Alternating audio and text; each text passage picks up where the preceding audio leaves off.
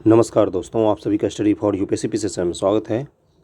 आज से हम लोग शुरू कर रहे हैं और जो एडुटेरिया का टेस्ट सीरीज़ था उसके हिस्ट्री कंप्लीट कर चुके हैं, करंट अफेयर कंप्लीट कर चुके हैं।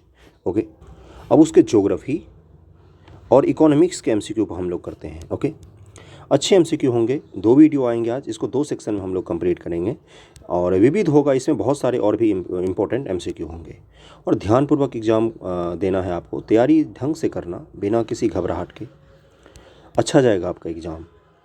यही क्वेश्चन को जब आप रूम पर लगाते हो, जब आप पेपर दे के आते हो, रूम पर लगाते हो उसी पेपर को, तो आपके मार्क्स बढ़ जाते हैं, आप ज़्यादा क्वेश्चनों को सही करते हैं, लेकिन एग्जामिनेशन हॉल में आपसे सरल सवाल भी गलत हो जाते हैं।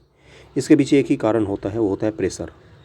प्रेशर मत लेना, बिल्कुल रिलैक्स होकर 100% एग्ज़ाम दीजिए, एग्ज़ाम पर फोकस कीजिए, रिजल्ट पर अभी फोकस नहीं करना है। एग्ज़ाम अच्छा जाएगा तो रिजल्ट ऑब्वियसली अच्छा ही आएगा, और एग्ज़ाम तभी अच्छा जाता है जब आप प्रेशर में नहीं होते हैं। इसलिए प्रेशर को थोड़ा सा बगल में रख के, टेंशन नहीं लेना है, ज़्यादा घबराना नहीं है, पैनिक नहीं करना है, अच्छे से एग्ज़ाम देना है।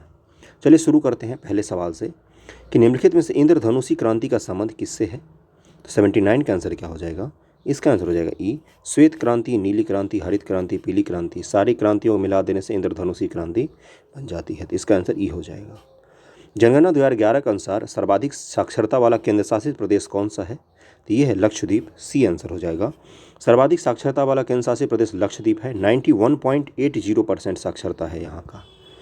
न्यूनतम साक्षरता वाला केंद्र शासित प्रदेश है दादर और नागर हवेली, जहाँ पर 76.20% साक्षरता है। और राज्यों में सबसे पहले स्थान पर कौन है? केरल है, जहाँ पर 94% की साक्षरता है, और सबसे अंतिम स्थान पर अपने बिहार है, जहाँ 61% की साक्षरता है। गोलकुंडा तथा पन्ना भारत के प्रसिद्ध हीरों की खान है, ये निम्न से किस क्रम की चट्टानों से संबंधित है? इसका आंसर क्या हो जाएगा? ये विंध्यन क्रम की चट्टानों से संबंधित है। निम्न से कौन सा दर्रा या दर्रे लद्दाख में अवस्थित नहीं है, ये पूछा गया है आपसे। 82 का आंसर हो जाएगा बनिहाल दर्रा। ये कहाँ पर है? बनिहाल, पीर पंजाल, बुर्जिला जम्मू कश्मीर में स्थित दर्रे हैं। ओके, तो इसका आंसर क्या हो जाएगा? डी आंसर हो जाएगा। काराकोरम यह भारत की सबसे ऊंचा दर्रा है, और जांगला, जोजिला, लुंगचाला, खारदुंगला दर्रा ये सभी लद्दाख में स्थित हैं। और ला का मतलब क्या होता है? रास्ता ही होता है। जो पहाड़ों में दर्रे इसलिए अवस्थित होते हैं, ऊंचे पहाड़ों में, जैसे पश्चिमी घाट में भी आपको दर्रे मिल जाएंगे, महाराष्ट्र में, केरल में, क्योंकि इनको पार करने के लिए कुछ सीमित जगह होती है जहाँ से इसको पार किया जा सकता है। निम्न से कौन सा युग्म गलत है? उत्तरी सह्याद्री का सर्वोच्च शिखर कलसुबाई, दक्षिणी सह्याद्री का सर्वोच्च शिखर कुंद्रेमुख, पूर्वी घाट की उच्चतम चोटी विशाखापत्तनम, उत्तरी सह्याद्री और दक्षिणी सह्याद्री को विभाजित करती है 16 डिग्री अक्षांश रेखा। 83 का इसमें आंसर दिया हुआ है ई, क्योंकि इसके हिसाब से सारे सही हैं, लेकिन मुझे जहाँ तक डाउट लगता है कि यहाँ पर जो देखिए दिया हुआ है दक्षिणी सह्याद्री की सर्वोच्च चोटी कुंद्रेमुख, ये गलत दिया हुआ है। सबसे ऊंची चोटी है अन्नाईमुडी, अन्नाईमुडी है सबसे ऊंची चोटी पूरे दक्षिण पश्चिमी घाट का। तो और दूसरा है डोडा बेट्टा, ध्यान में रखना। और पूर्वी घाट जो है उसकी सबसे ऊंची चोटी है विशाखापत्तनम के पास, झिंडेगाड़ा करके है एक जगह, वो है। और दूसरी सबसे ऊंची चोटी है उड़ीसा महेंद्रगिरी, महेंद्रगिरी पर्वत। ओके, इसलिए इसे मेरे हिसाब से इसका आंसर बी होना चाहिए। अगला पर चलते हैं कि हॉट स्पॉट की अवधारणा का प्रतिपादक कौन थे? 84 का आंसर हो जाएगा नॉर्मन मारियस थे ये। इसका आंसर क्या हो जाएगा? ए आंसर हो जाएगा। जैव विविधता हॉट स्पॉट, जहाँ पर बहुत ज़्यादा समृद्धता होती है उसी को हॉट स्पॉट कहा जाता है। भारतीय प्राणी विज्ञान संरक्षण केंद्र, भारतीय वन संपदा संस्थान, भारतीय वन सर्वेक्षण केंद्र, पारिस्थितिक विज्ञान केंद्र, कौन सा कहाँ पर है ये आपको मैच करना है। तो प्राणी विज्ञान सर्वेक्षण केंद्र कहाँ पर है? तो ये कोलकाता में है, ए का 2 हो जाएगा। भारतीय वन प्रबंधन संस्थान, तो ये भोपाल में है। भारतीय वन सर्वेक्षण केंद्र संस्थान, तो ये कहाँ पर है? तो ये देहरादून में है। पारिस्थितिक विज्ञान केंद्र कहाँ है? तो ये बेंगलुरु में है। तो इसका आंसर क्या हो जाएगा? इसका आंसर दिया हुआ है डी। निम्न से कहाँ पर मैंग्रोव वन, सदापर्णी वन तथा पर्णपाती वनों का संयोजन मिलता है? 86 का आंसर क्या हो जाएगा? ये मिलता है अंडमान और निकोबार द्वीप समूह में। निम्न से किस देश की सीमा लाल सागर से नहीं लगती है? तो 87 का आंसर हो जाएगा ये इथियोपिया है, जिसकी सीमा लाल सागर से नहीं लगती है। कोपेन के जलवायु वर्गीकरण के अनुसार गंगा का मैदान भारत के किस जलवायु प्रदेश के अंतर्गत आता है? तो ये आता है CWG के अंतर्गत। CWG का मतलब क्या होता है? शुष्क शीत ऋतु वाला मानसून प्रकार। शुष्क शीत ऋतु वाला मानसून प्रकार के तहत आता है। ओके, रुद्रप्रयाग किन नदियों के संगम पर अवस्थित है? 89 का आंसर क्या हो जाएगा? मंदाकिनी और अलकनंदा, ये आंसर हो जाएगा 89 का। और जो कर्णप्रयाग, अलकनंदा तथा पिंडर नदियों का संगम पर जो है, कर्णप्रयाग जो है वो अलकनंदा और पिंडर नदी के संगम पर है। देवप्रयाग भागीरथी और अलकनंदा नदी के संगम पर है। विष्णुप्रयाग अलकनंदा और विष्णु गंगा नदी के संगम पर स्थित है। अगला सवाल है कि पोंग बांध निम्नलिखित में से किस नदी पर बनाया गया है? तो 90 का आंसर क्या हो जाएगा? ये ब्यास नदी पर बनाया गया है, ये आंसर हो जाएगा। सूरजमुखी के उत्पादन में बिहार देश में स्थान है कौन सा? वेरी वेरी इंपॉर्टेंट, जरूर ध्यान रखना। दुनिया में सबसे ज़्यादा उत्पादन कहाँ पर होता है इसका? यूक्रेन में और रूस में उत्पादन होता है। 91 का आंसर क्या हो जाएगा? ऊपर से तीसरा रैंक है बिहार का सूरजमुखी के उत्पादन में। अगले सवाल पर चलते हैं। सबसे अधिक विश्व में हीरो का संचित भंडार निम्न से किस देश में है? भंडार की बात हो रही है यहाँ पर, इसका आंसर हो जाएगा डी, रूस में है। अगले सवाल पर चलते हैं कि निम्न से कौन सी जलधारा हिंद महासागरीय में नहीं है? तो 93 का आंसर क्या हो जाएगा? इसमें दिया हुआ है ई, क्योंकि मोजाम्बिक एवं अगुल्हास की जलधारा हिंद महासागर जलधारा है। एल नीनो जलधारा और सुसीमा जलधाराएं ये दोनों ही कहाँ की हैं? तो ये दोनों प्रशांत महासागर की है। तो इसका आंसर क्या हो जाएगा? ए और बी दोनों ही होगा, इसलिए इसका आंसर ई हो जाएगा। ये दोनों कहाँ पर बहती हैं? तो ये प्रशांत महासागर में बहती हैं। जलधाराओं से मैं एमसीक्यू करवा चुका हूँ और उसको जरूर करके जाना, एक सवाल आपका गारंटेड होता है वहाँ से। विश्व की सबसे ऊंची नौकायन झील टिटिकाका निम्न से किस पठार पर स्थित है? तो इसका आंसर हो जाएगा ये बोलीविया के पठार पर है। इसका आंसर ये हो जाएगा। दक्षिणी अमेरिका प्रायद्वीप में है। दक्षिण अमेरिका में पेरू बोलीविया सीमा पर विश्व की सबसे अधिक ऊंची नौकायन झील टिटिकाका है। 3811 मीटर की ऊंचाई पर यह झील है बोलीविया पठार पर। परमार डॉल्फिन अभयारण्य बिहार के किस जिले में है? तो ये कहाँ पर है? तो ये अररिया में है। बी आंसर दिया हुआ है यहाँ पर कि परमार डॉल्फिन अभयारण्य बिहार के अररिया जिले में है। इस अभयारण्य की खोज 1995 में सूदन सहाय नामक व्यक्ति ने की थी। परमार नदी के ऊपरी भाग में 15 डॉल्फिन मछलियाँ पाई गई थी। ऊपरी विंध्यन समूह की चट्टानें बिहार के किस क्षेत्र में पाई जाती हैं? तो आपको पता है विंध्यन क्रम की चट्टानें कहाँ? राजस्थान, गुजरात से लेकर बिहार के रोहतास के पठार तक आती हैं। ये विंध्य की पूरी क्रम है। ओके, और इसमें बिहार में कौन सा क्षेत्र? तो बिहार का दक्षिण पश्चिम वाला जो कोना, कैमूर और रोहतास का क्षेत्र है वहाँ पर पाया जाएगा। बी आंसर हो जाएगा। बॉक्साइट बिहार के किस क्षेत्र में पाया जाता है? तो 97 का आंसर हो जाएगा डी, रोहतास में पाया जाता है। निम्न से किस मध्य की जनगणना में भारत की जनसंख्या वृद्धि ऋणात्मक रही है? ऋणात्मक मतलब कम हो गया जनसंख्या। 98 का आंसर हो जाएगा। 1911 से 1921 का जो दशक था इसमें भारत की आबादी कम हो गया था। बीमारियों के कारण, स्पेनिश फ्लू के कारण भारत में बहुत ज़्यादा लोगों की मौत हुई थी, इसीलिए इस समय आबादी हमारी कम हो गई थी। निम्न से कौन सा देश तांबा उत्पादन में अग्रणी है? ये पूछा गया आपसे। तो 99 का आंसर क्या हो जाएगा? सी, पेरू। तांबा उत्पादन में पेरू चिली के बाद दूसरा स्थान रखता है। दुनिया में सबसे ज़्यादा कौन करता है? तो चिली करता है। इस चीज़ का ध्यान में रखना है आपको। जबकि ऑस्ट्रेलिया एवं मैक्सिको को तांबा उत्पादन में क्रमशः तीसरा चौथा स्थान प्राप्त है और मैक्सिको चांदी के उत्पादन में प्रमुख देश है। क्लियर हो गया? वर्तमान में राष्ट्रीय आय की गणना हेतु आधार वर्ष कौन सा है? तो 100 का आंसर क्या हो जाएगा? 2011-12 है। सी आंसर हो जाएगा। इंदिरा गांधी आवास योजना की शुरुआत किस पंचवर्षीय योजना में हुई थी? 101 का आंसर क्या हो जाएगा? ये 7th पंचवर्षीय योजना था।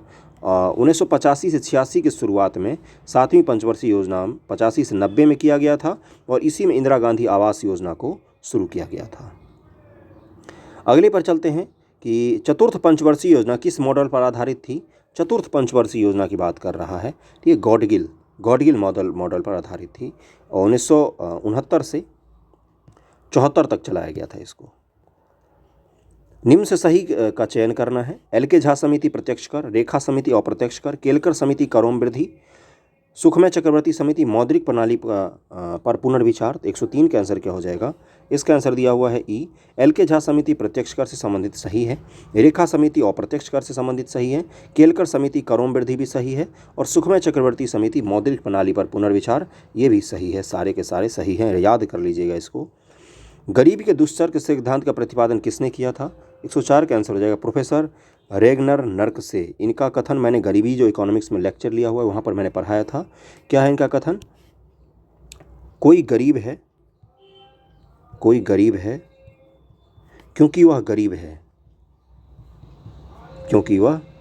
है, क्योंकि इसका क्या मतलब होता है, ये कुचक्र है।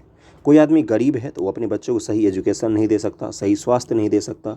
सही एजुकेशन सही स्वास्थ्य दोनों ही खराब होगा तो ना तो ढंग से मजदूरी कर पाएगा और ना तो वो ढंग से एजुकेशन को पढ़ लिख के कोई अच्छा नौकरी ले पाएगा। तो फिर से वो गरीबी के दुष्चक्र में पड़ कर रह जाएगा।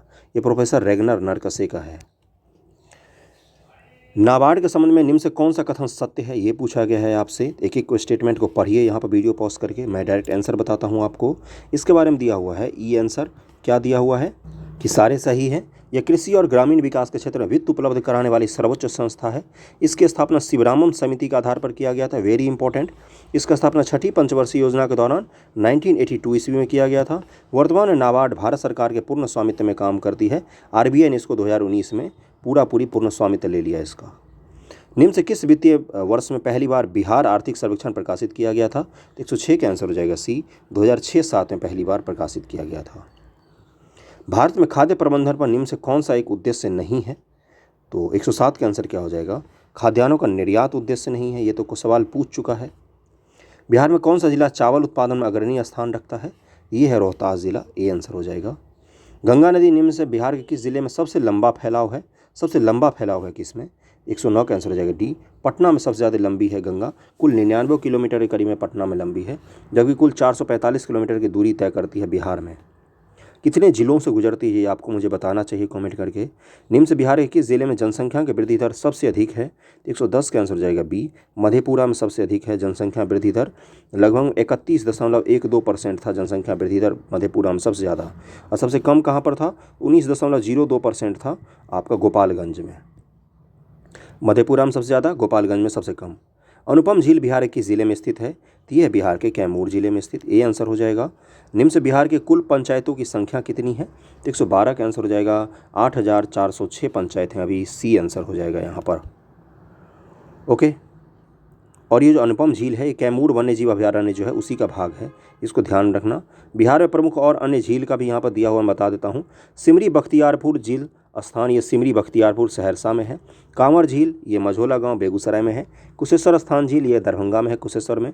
और घोघा झील स्थान मनिहारी कटिहार में है, घोघा बिल। अगला है कि निम्नलिखित में बिहार के किस प्रमंडल में जिलों की संख्या सबसे कम है? सबसे कम है ये पूछा गया है, तो इसका आंसर दिया हुआ है कि भागलपुर प्रमंडल में जिलों की संख्या सबसे कम है, मात्र 2 ही जिले हैं। बाकी जो प्रमंडल हैं जिनमें 6-6 जिले हैं वो है, एक है मुंगेर आपका, पटना और तिरहुत प्रमंडल में 6-6 जिले हैं। 3 ऐसे प्रमंडल हैं जिनमें 6-6 जिले शामिल हैं। भागलपुर प्रमंडल में 2 ही जिले हैं। बिहार राज्य आपदा प्रबंधन प्राधिकरण मुख्यमंत्री के अलावा कितने सदस्य होते हैं? मुख्यमंत्री के अलावा इसमें 8 सदस्य और होते हैं।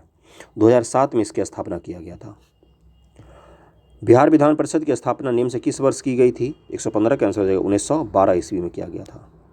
बिहार प्रकाशित होने वाले समाचार पत्र सर्च लाइट के संपादक निम्न से कौन थे? इसका आंसर हो जाएगा ए, मुरली मनोहर प्रसाद। ये कुछ क्वेश्चन ऐसे हिस्ट्री के आ गए हैं, इसको छोड़ के आगे बढ़ जाते हैं हम लोग अगले सेट पर।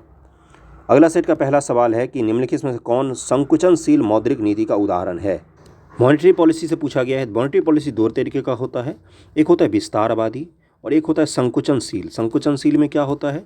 कर का वैल्यू वगैरह जो है, जो परसेंटेज होता है, ब्याज का परसेंटेज, रेपो रेट हो गया RR या RRR हो गया, रिवर्स रेपो रेट, या BR हो गया, इन सब को इंक्रीज कर दिया जाता है तो वो हो जाता है आपका क्या? संकुचनशील। और इन सब को जब डिक्रीज कर दिया जाता है तो होता है प्रसारवादी मौद्रिक नीति। जब मुद्रास्फीति ज़्यादा होता है तो संकुचनशील वाला मौद्रिक नीति लाया जाता है, और जब मुद्रास्फीति कम होता है तो प्रसारवादी मौद्रिक नीति लाई जाती है। तो 46 का आंसर हो जाएगा डी, केंद्रीय बैंकों द्वारा वाणिज्यिक बैंकों को कोष प्रतिभूतियाँ बेचना, ये क्या होता है? ये संकुचनशील मौद्रिक नीति का उदाहरण होता है। हम बॉन्ड बेच देगा RBI और बाजार से क्या ले लेगा? पैसे वापस ले लेगा, कैश वापस ले लेगा, तरलता वापस ले लेगा। इसको क्या कहा जाता है? संकुचनशील कहा जाता है। इकोनॉमिक्स के सवाल है, ध्यानपूर्वक कीजिएगा। जिनका बेसिक्स अच्छा नहीं होगा इकोनॉमिक्स, उनको दिक्कत आएगी। लेक्चर अपलोड है, देख सकते हैं आप जाके। सामाजिक न्याय तथा समता के साथ आर्थिक विकास किस पंचवर्षीय योजना का लक्ष्य निर्धारित किया गया है? तो 47 का आंसर हो जाएगा, ये 10वीं पंचवर्षीय योजना का था। किस वर्ष आर्थिक सर्वेक्षण में पहली बार धारणीय विकास और जलवायु परिवर्तन को जोड़ा गया? तो इसका आंसर हो जाएगा, ये 2011-12 में जोड़ा गया था, डी आंसर हो जाएगा। भारतीय कृषि के संदर्भ में निम्नलिखित कथनों में से सत्य कथन की पहचान कीजिए। वर्तमान में सिंचाई साधनों के विस्तार के कारण भारतीय कृषि मानसून पर आधारित नहीं है। बड़ी सिंचाई परियोजना के अंतर्गत 10,000 हेक्टेयर से अधिक की कृषि भूमि आती है। बादामी क्रांति का संबंध मूंगफली के उत्पादन से है। मैं मुख्यमंत्री के उत्पादन से बोल रहा था। तो 49 का आंसर दिया हुआ ए, केवल 2 सही है। ओके, सिंचाई सुविधाओं के विस्तार के बाद देश की कृषि मानसून आधारित है।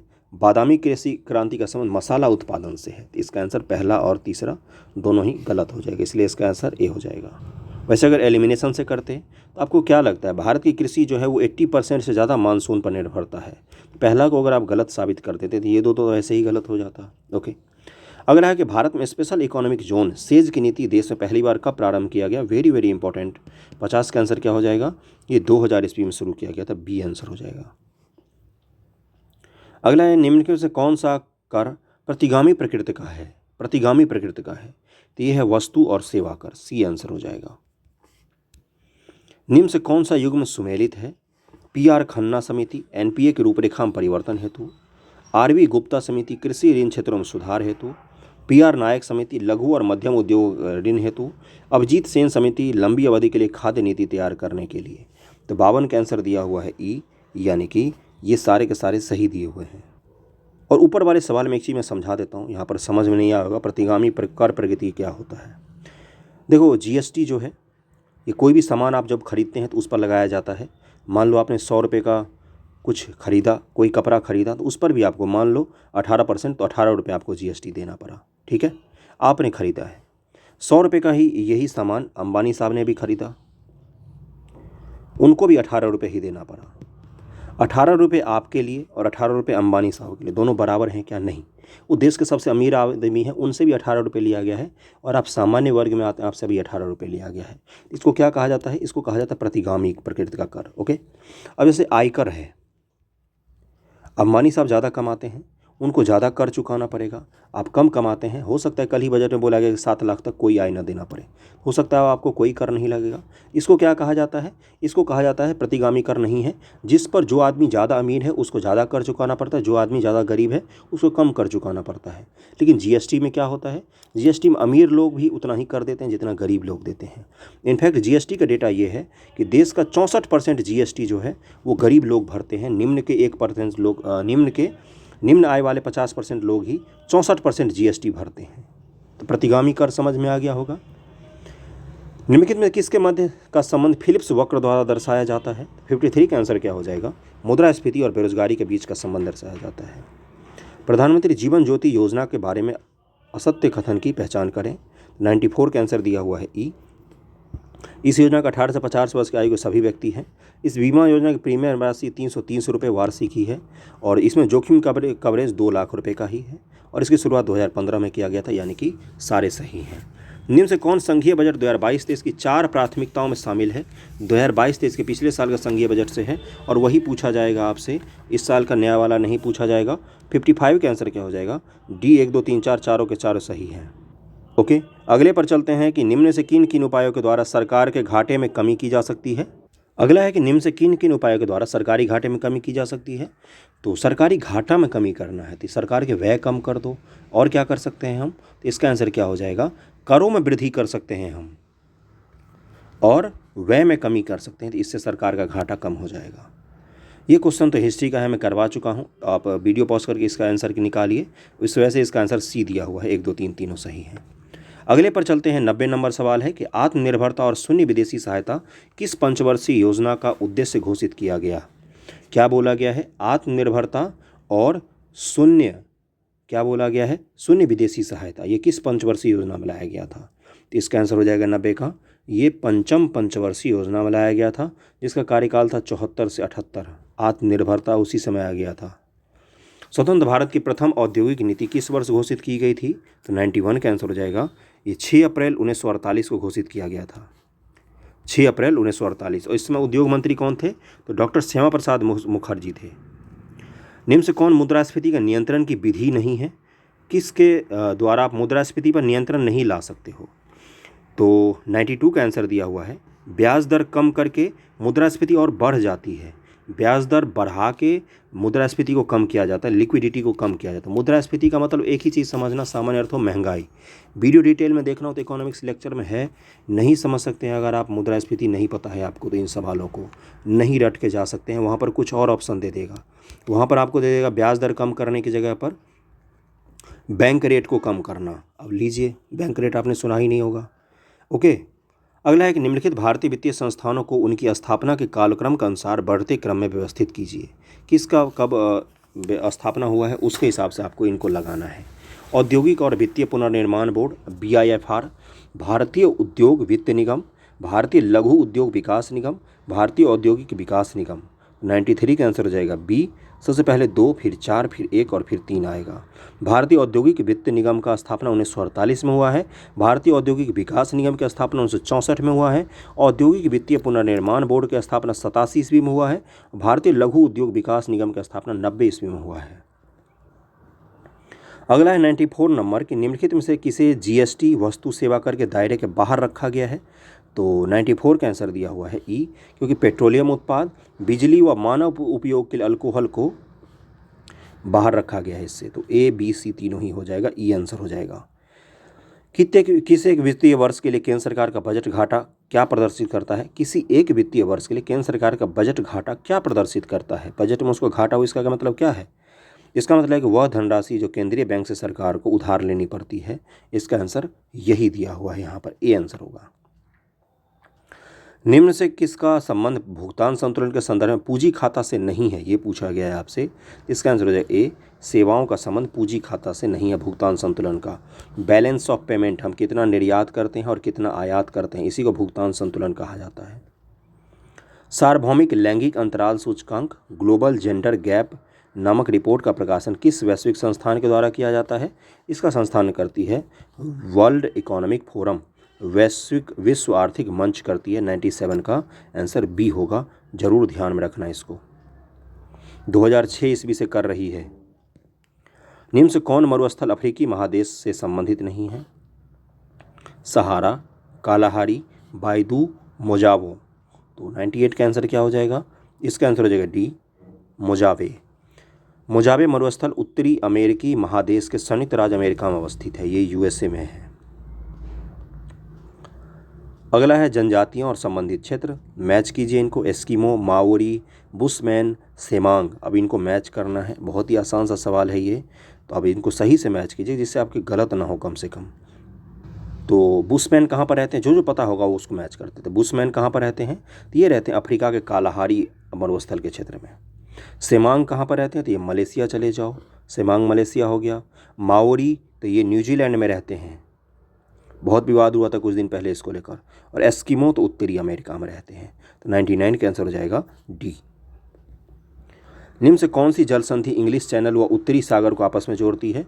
ब्रिटेन का द्वीप समूह है और ये यूरोप है, इसी के बीच में इंग्लिश चैनल है। तो कौन सी जल संधि इंग्लिश चैनल और उत्तरी सागर को जोड़ती है। 100 का आंसर क्या हो जाएगा, 100 का आंसर हो जाएगा डोवर की जल संधि है, सी आंसर हो जाएगा।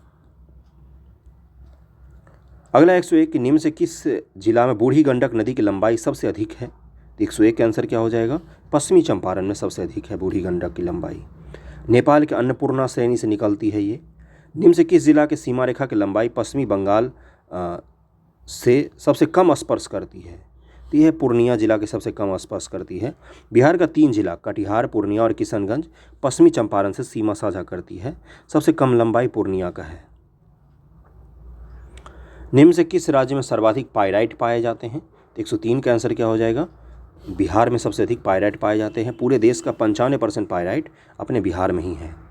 2011 की जनगणना के अनुसार बिहार में सर्वाधिक लिंगानुपात किस जिले का है, मतलब 1000 पुरुषों पर यहाँ पर महिलाओं की संख्या 1000 से ज़्यादा है।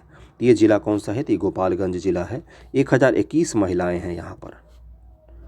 निम्न से किस जिले में गंगा नदी की लंबाई सबसे कम है। 105 का आंसर हो जाएगा समस्तीपुर में सबसे कम है। पालकोंडा पर्वत निम्न से किस राज्य में स्थित है।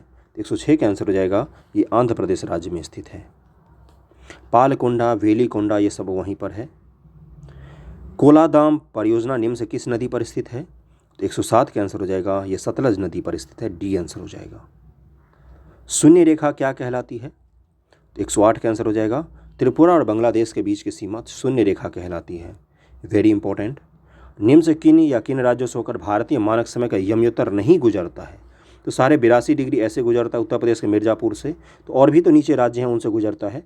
तो पूछा गया किन राज्य से होकर नहीं गुजरता है? तो झारखंड से नहीं गुजरता है, बाकी उत्तर प्रदेश, मध्य प्रदेश, उड़ीसा, इन सब से गुजरता है वो। और उसके अलावा छत्तीसगढ़ और आंध्र प्रदेश से भी गुजरता है ये। ओके। गरजता चालीसा, प्रचंड प्रशासा और चीखता साठा क्या है? तो ये दक्षिणी अक्षांश में चलने वाली पवनें हैं जो बहुत ही तेज़ चलती हैं, पछुआ पवनें हैं। तो 110 का आंसर क्या हो जाएगा? पछुआ पवनें हैं। और जो दक्षिणी गोलार्ध में चलती हैं तो इतनी तेज़ चलती हैं क्योंकि वहाँ पर कोई रोक टोक नहीं है, वहाँ स्थल कम है, तो बहुत ही तेज़ी से चलती हैं, पछुआ पवनें हैं। बी आंसर हो जाएगा। 40 से 60 डिग्री दक्षिणी अक्षांश के मध्य चलती हैं। अब अगले सेट पर चलते हैं हम लोग। पहला है कि बूढ़ी बागमती निम्न से किसकी सहायक नदी है? तो ये है आपका बूढ़ी गंडक की सहायक नदी है। बी आंसर हो जाएगा। जनगणना 2011 के अनुसार बिहार में लिंगानुपात कितना है? और बताइए, इसको सही से बताइए, आपको पता होना चाहिए। तो देखो, जनगणना 2011 के अनुसार बिहार का लिंगानुपात है 918, जबकि राष्ट्रीय लिंगानुपात कितना है भारत का? तो 943 है। बिहार में सर्वाधिक लिंगानुपात वाला जिला गोपालगंज है और सबसे कम लिंगानुपात किस जिला का है ये आपको मुझे बताना है। इसका आंसर हो जाएगा ई, क्योंकि 943 है बिहार का लिंगानुपात। निम्न से कौन सा युग्म गलत दिया हुआ है? सर्वाधिक जनसंख्या पटना, न्यूनतम जनसंख्या शेखपुरा, सबसे कम लिंगानुपात वाला जिला शिवहर, सबसे सर्वाधिक लिंगानुपात वाला जिला मुंगेर। तीसरे का आंसर क्या हो जाएगा? तीसरे का आंसर हो जाएगा ई, क्योंकि सर्वाधिक जनसंख्या वाला जिला पटना है, ये सही है। न्यूनतम जनसंख्या वाला शेखपुरा है, ये भी सही है। सबसे कम लिंगानुपात कहाँ पर है? तो ये मुंगेर में है, तो इसको इससे मैच कर दिए। और सर्वाधिक लिंगानुपात वाला जिला जो है वो कौन सा है? तो वो है आपका गोपालगंज। तो इसका सी और डी दोनों ही गलत है। निम्न से कौन अफ्रीका महाद्वीप का सबसे बड़ा द्वीप है? अफ्रीका महाद्वीप का सबसे बड़ा द्वीप पूछ रहा है, तो ये मेडागास्कर, ये हिंद महासागर का द्वीप है, इस चीज़ को ध्यान में रखिएगा। और दुनिया का सबसे बड़ा द्वीप कौन सा है? तो ग्रीनलैंड है। आपने देखा होगा अमेरिका के बगल में बड़ा सा ग्रीनलैंड, जो बर्फ ही बर्फ है, वहाँ पर एक भी पेड़ नहीं पाया जाता है। समुद्री जल में सर्वाधिक मात्रा में निम्न में से किस लवण की होती है? कौन सा लवण सबसे ज़्यादा होता है समुद्र में? तो 5 का आंसर हो जाएगा सोडियम क्लोराइड ही होता है, NaCl जिसको कहते हैं, यही तो हम लोग खाते हैं ना। माउंट हैरियट कहाँ पर स्थित है? छठे का आंसर हो जाएगा ये दक्षिणी अंडमान में है, सी आंसर हो जाएगा। माउंट हैरियट पर्वत दक्षिणी अंडमान में स्थित है। हाल ही में केंद्र सरकार ने माउंट हैरियट का नाम बदलकर माउंट मणिपुर करने की घोषणा किया है। लद्दाख पर्वत श्रेणी निम्न से हिमालय किस भाग में है? लघु हिमालय, बृहत हिमालय, ट्रांस हिमालय, मध्य हिमालय। 7 का आंसर हो जाएगा ट्रांस हिमालय का है। काराकोरम K2 जिसको कहा जाता है, इसकी सर्वोच्च चोटी गॉडविन ऑस्टिन। काराकोरम, लद्दाख, जास्कर, ये क्या है? ये ट्रांस हिमालय के भाग हैं, मतलब हिमालय से भी पहले इनका निर्माण हो गया था, ट्रांस हिमालय के भाग हैं। और लद्दाख और जास्कर के बीच से कौन सी नदी बहती है? तो सिंधु नदी बहती है। इसी सिंधु के तट पर लेह राजधानी है लद्दाख की, ध्यान में रखना है इसको सबको। ट्रांस हिमालय का भाग, ट्रांस हिमालय का निर्माण हिमालय से भी पहले हो गया था। सूची है आपका, सूची 1 और सूची 2 का मिलान करना है। नेओरा घाटी, चुम्बी घाटी, दुजुक घाटी, युमथांग घाटी, असम, तिब्बत, नागालैंड, सिक्किम। अब इसको मैच कीजिए। नोएरा घाटी कहाँ पर है? तो ये आपका असम में। चुम्बी घाटी कहाँ पर है? तो ये तिब्बत में है। दुजुक घाटी कहाँ पर है? तो ये है आपका नागालैंड में। और युमथांग घाटी कहाँ पर है? यूथांग, तो ये आपका सिक्किम में। ओके, इसका आंसर क्या हो जाएगा 8 का? 1 2 3 4 ही होगा। देखते हैं यहाँ पर क्या दिया हुआ है। 1 2 3 4 ए आंसर हो जाएगा। वह कौन सा बायोम है जो दोनों गोलार्ध के पश्चिमी भाग में, क्या बोला हुआ है? दोनों गोलार्ध के पश्चिमी भाग में 30 डिग्री से 45 डिग्री मध्य अक्षांश में पाया जाता है। दोनों गोलार्ध में उत्तरी दक्षिण में 30 डिग्री से 45 डिग्री मध्य अक्षांश के बीच पाया जाता है, जहाँ वनस्पतियों की पत्तियाँ मोटी, कठोर व तने की छाल मोटी होती हैं। तो ये कौन सा होगा? देखो क्या दिया हुआ, जहाँ वनस्पतियों की पत्तियाँ मोटी होती हैं, कठोर और तनों की छाल भी मोटी होती है। तो 9 का आंसर हो जाएगा भूमध्य सागरीय वन बायोम कहा जाता है इसको। बी आंसर हो जाएगा। किसी परितंत्र में जैव विविधता का अधिक होने का क्या परिणाम होता है? तो 10 का आंसर क्या हो जाएगा? इसका आंसर हो जाएगा अधिक जैव विविधता परितंत्र को मजबूत बनाती है। परितंत्र में जितनी ज़्यादा विविधता होगी उतना ही ज़्यादा मजबूत होता है। और ये है आपका नॉर्थ पोल, सबसे ठंडा प्रदेश, और ये है आपका विषुवत 0 डिग्री, ये है 90 डिग्री।